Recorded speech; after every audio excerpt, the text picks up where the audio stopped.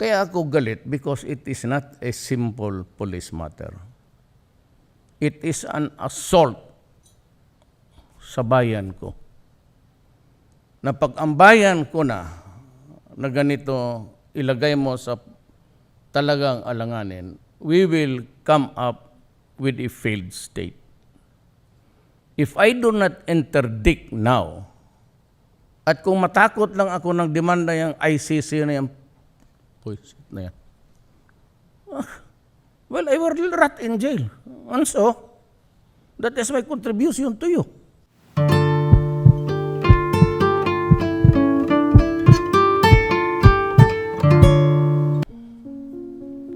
Ang plano ko is mag-resign lang siguro ako. Yung mga yellow dyan, nagde-demonstrate kayo, hindi kayo. Kayo nang hindi kayo. You want me out because you cannot accept defeat. Pag masabi mo yung left, they would never even allow me to step down 2 steps to the ground. Yung mga komunista, yung NPA, puro Duterte yan. Tinan mo, balang araw, sila yung, ito politika to. Just wanted me out. Kasi siyempre, yung Vice President. O di kayo, you had your chance. When did the drug industry blossom? With that thickness. Of course, I cannot prove my case beyond reasonable doubt. I know that. I've been a prosecutor for years. But to build a case just like one, we have to assign about 4 or 5 operatives. We do not have the money, and we do not have the manpower. That's why I had to declare a state of lawlessness to justify the entry of the military to do police work and to be of assistance to the police. Kulang talaga ng tao. At saan ba yung papel na namatay? Oh, gago na to. Yung ilan yung patay. Kung extrajudicial killing, I'd give you a rundown of how many soldiers have lost so far and policemen.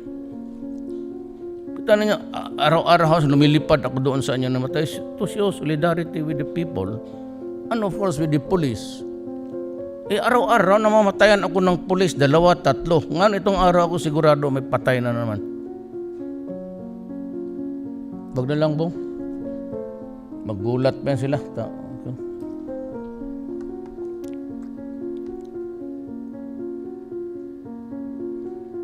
Kasama talaga ng lagay ng panahon ng Pilipinas.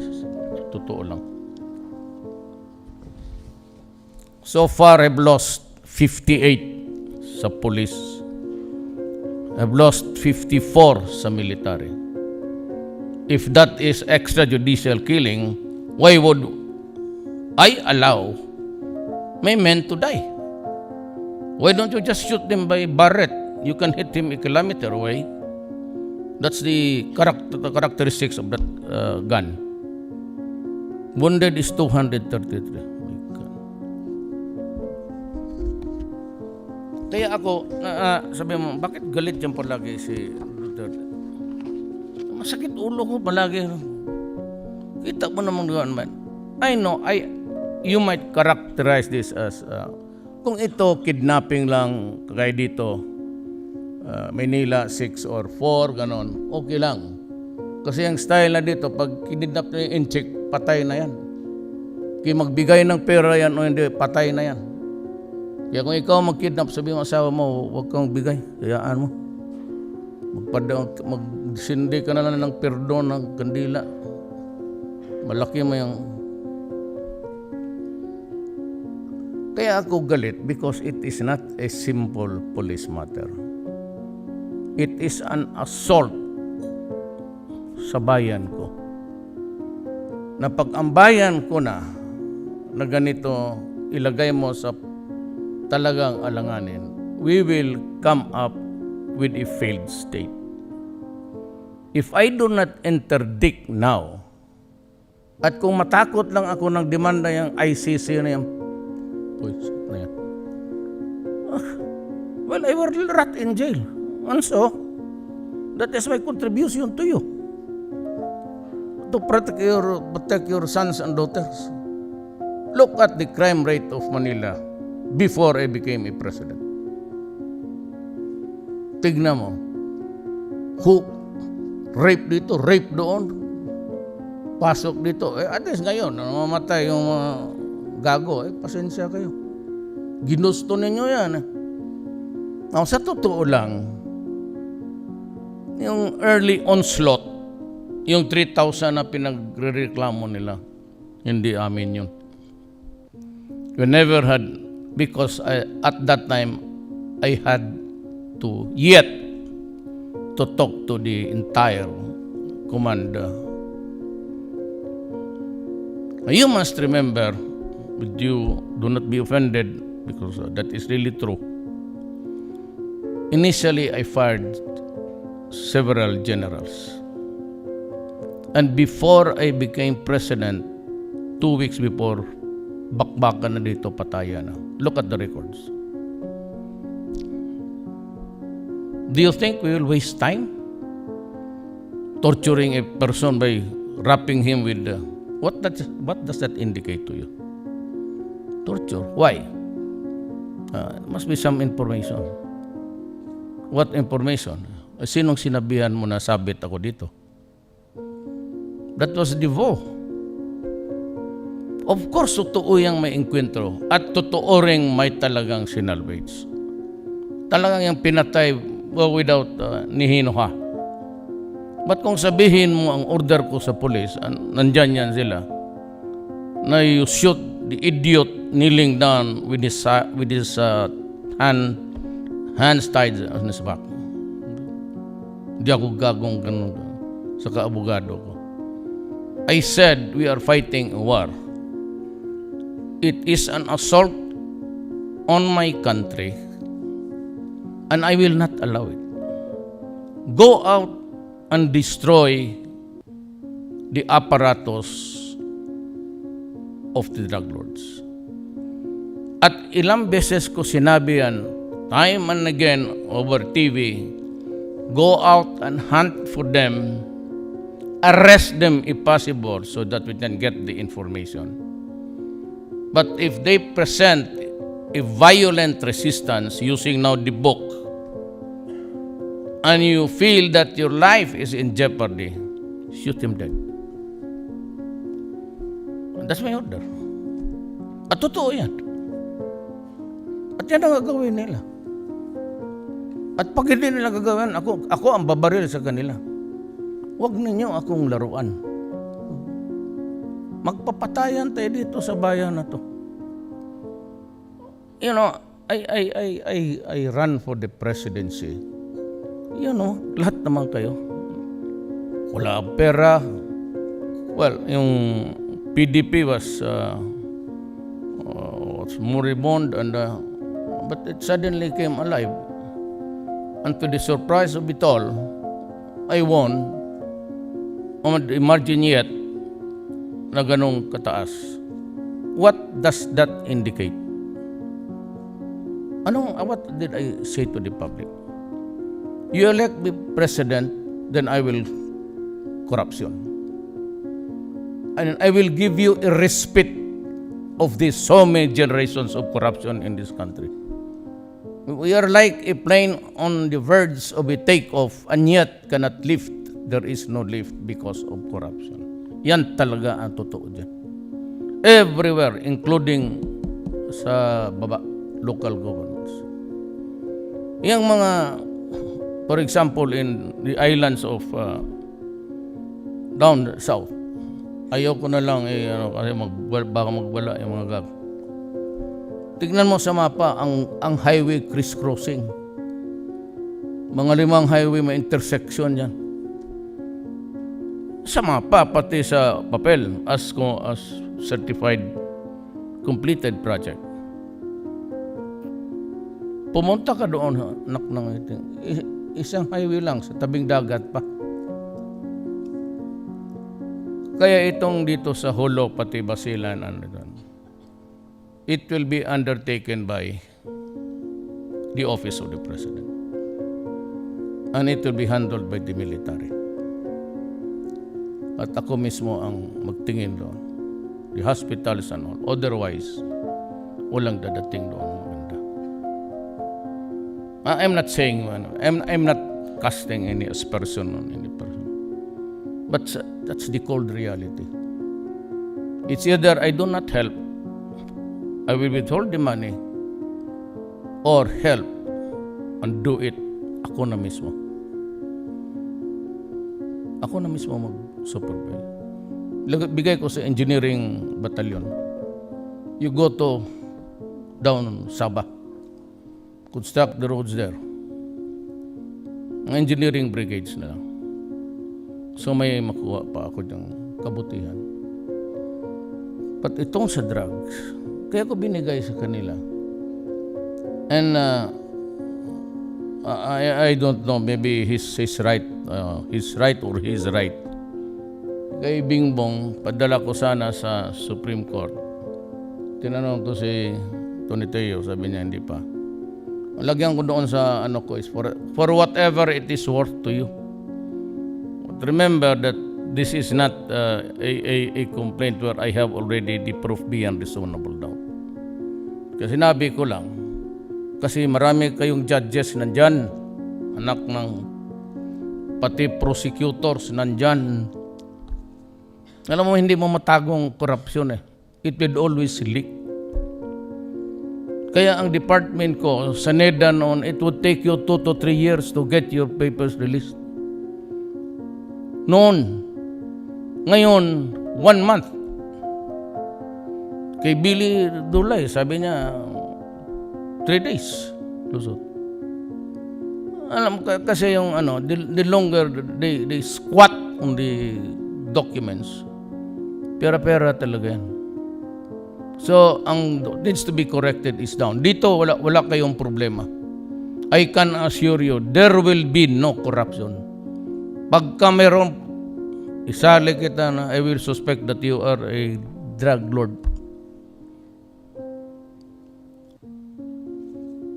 Dito sa akin, okay kami. There will be no corruption. I will assure you, 100%.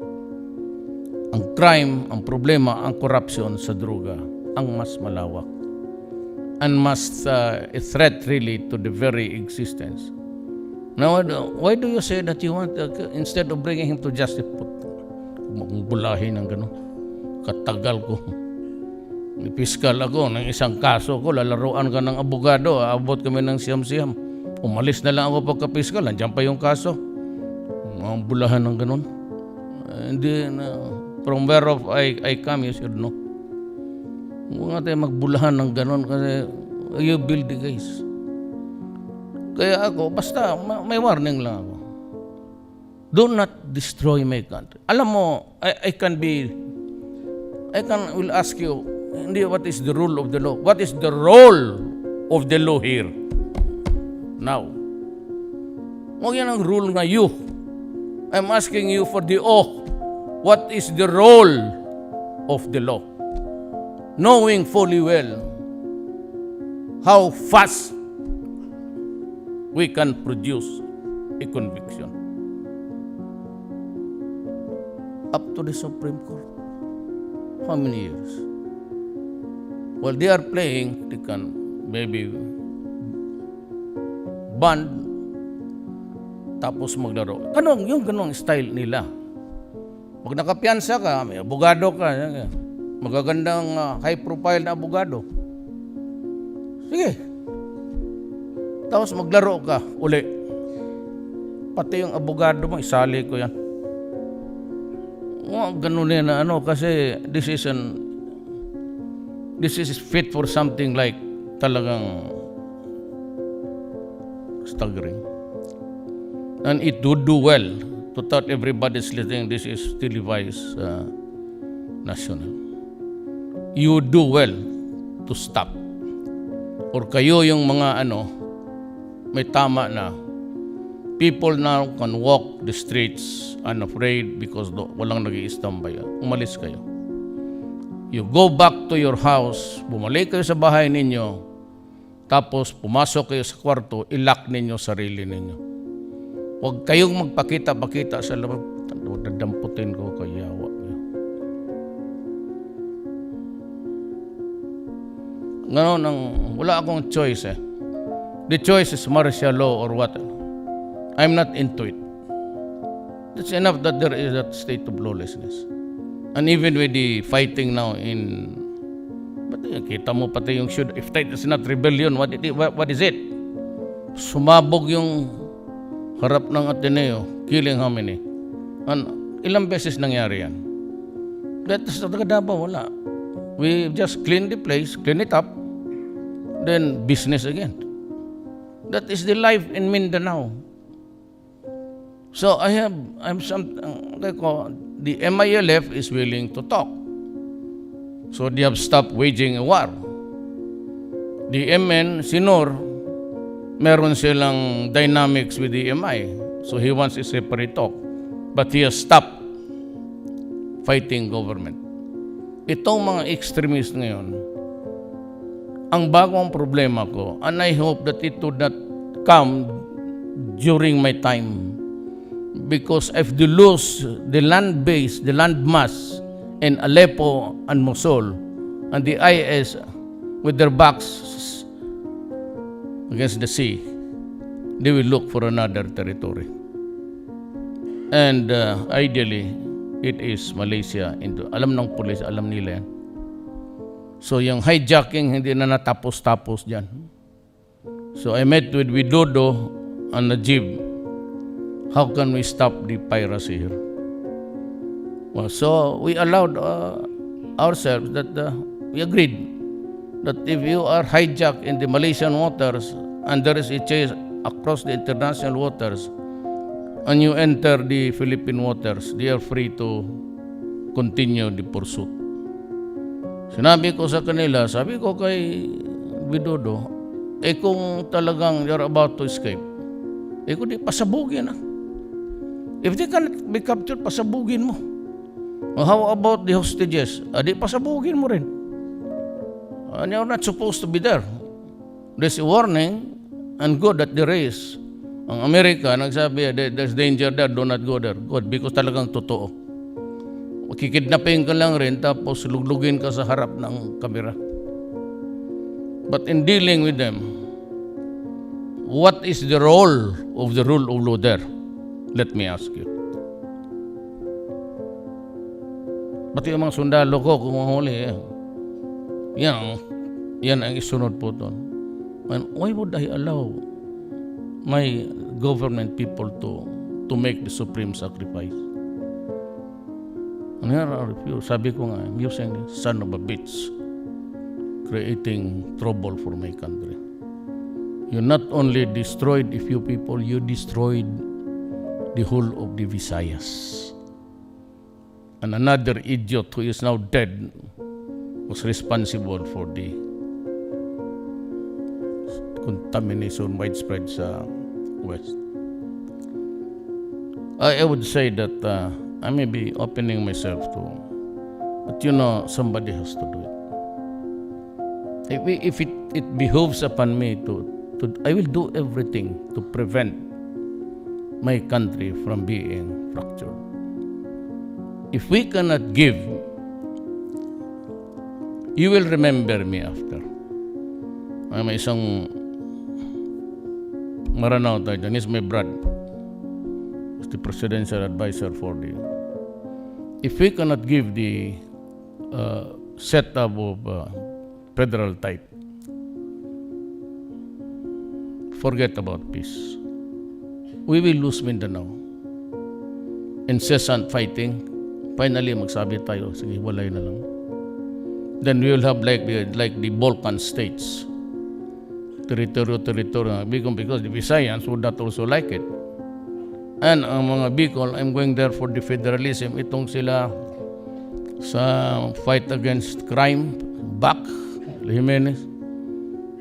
Makati na ang they will not allow a This is a topsy-turvy place.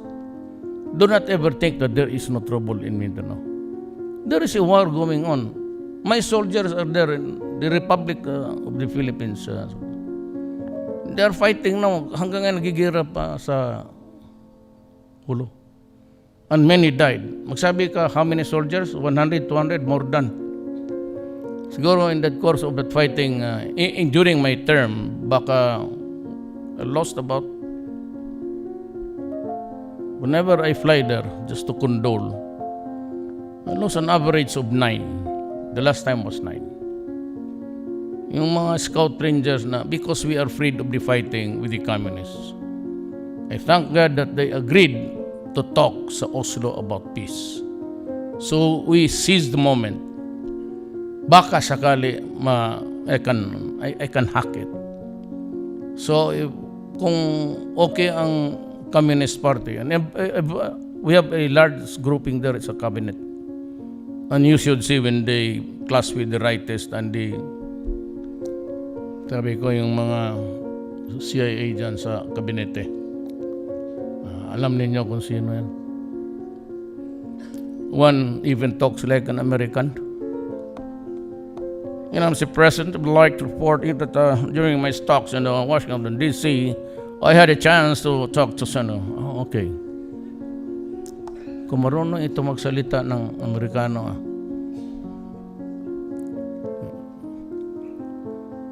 So, ganun ho ang order ko talaga is to destroy. Because my firm belief, my honest assessments sa bayan ko is it's going to the dogs like the Latin American countries. Ion Grillo, who wrote The Gangster, wrote about how the Latin American states failed, including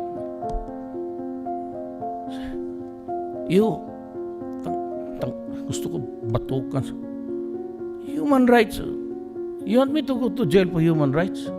When you, as a matter of fact, invaded Panama and seated the president, placed him in jail until now, no trial. Noriega. Why? Because they were feeding the drugs doon sa... Na ang problema nila ngayon, I was talking to... Kasi I received their new ambassador, yung Koreano. Nandoon din yun, the same group yung mga gagong CIA dyan. Sabi ko, you know, you imported so many Filipinos. Karamihan dito yung mga anak ng mayaman makaatraso, and even the policemen. Itong mga gagong to, they go to America. Sali ang tigas-tigas doon sa... Sabi ko, you imported so many Filipinos. You have now a problem. Because yung cocaine, pati heroin, comes from Colombia and the Bolivia. But itong shabu, niluluto lang ito sa likod ng bahay. Magpa-barbecue ka lang dyan. Shabu, when cooking shabu, it smells like a wire that's burning. Ayaw ko kung tapos may amoy. Yun ang amoy ng shabu. Ngayon, problema nila yan. So, dumating na sa kanila. Mamili ka kasi. You want to be an Obama? Then suffer the consequences. You choose Trump? Alam naman ninyo si Trump. Pero at least kaibigan ko. So, they are doing all right.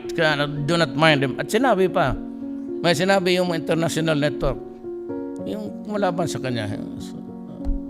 And I had no media supported me, and I did it on my own. Yes. That's why I'm very impressed with you, Mr. President. Oh, yes. When you come to Washington, D.C. or New York City, look me up and I will have coffee. Maybe you can give me a suggestion, one or two, how to solve this goddamn bullshit, son of a... Pero ako, magprangka ako, kababayan man tayo.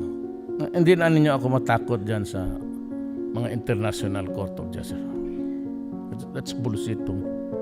May trabaho ako. I take it as an onslaught, as a plunder in my country. You took the advantage of the frailty of so many people, especially the young. You made them crazy in numbers to the millions. What do you think will be my reaction? Pag pinag-usapan na natin ang bayan, pag nagwala ako, tumabi na lang kayo dyan. Sa totoo lang, rule of law. But what is the role of the law there? Ano nang laro ng batas nito kung ganun? Pati yung mga anak mo, talagang magpatayan tayo. You know, that is self-preservation of the Filipino race. 4 million, you add another 4. Maybe 8, you add another 4. Kung pagkatapos ng, they would be back in vengeance. Maybe if I lose, I'm ousted. Ganito yan yun. Kaya sabi ko sa mga ugok, huwag ninyo akong takutin. My presidency has something to do with destiny. I am sure it was God who placed me there. Because mismo sa Luzon, Luzon, isa lang siya, wala akong barangay captain, wala akong congressman na isa. In the Visayas where I come from Cebu sa tatay ko, even sa hometown sa Danao, mga Duranos, my cousins, were for another candidate.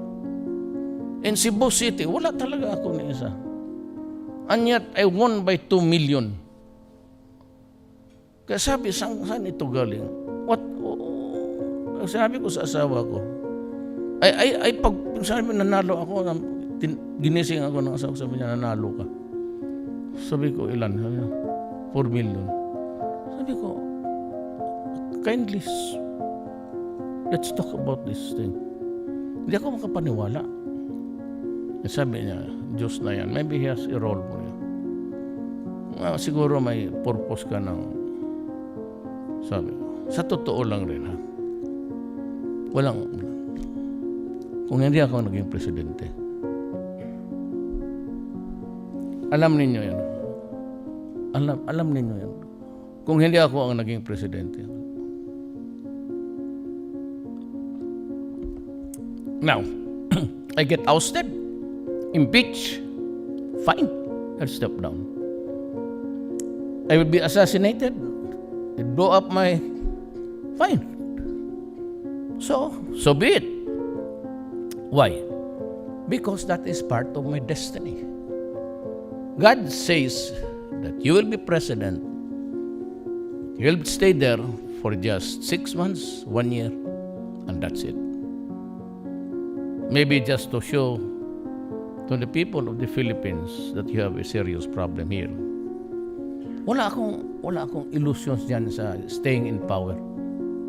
I've been mayor for 23 years. Been a congressman. I've been a vice mayor to my daughter. May kaso pa rin niya nga siguro, nanuntok eh. Well, so make no mistake about it. Wala akong dyan sa, I'm rubbing my head with school. Wala akong illusions. Basta ako may trabaho. And as I understand it, this is the problem. So lahat kayong mga simple, it's a very simple formula. You stop or you go out, enjoy your money, no problem. Kayo may tama na, punta kayo sa akin, I will bring you to the biggest facility. It's good for 10,000 people. Kompleto, siya ang magbayad sa doctor, nurses, and all. Truly, a very generous man, a Chinese. So, gano'n.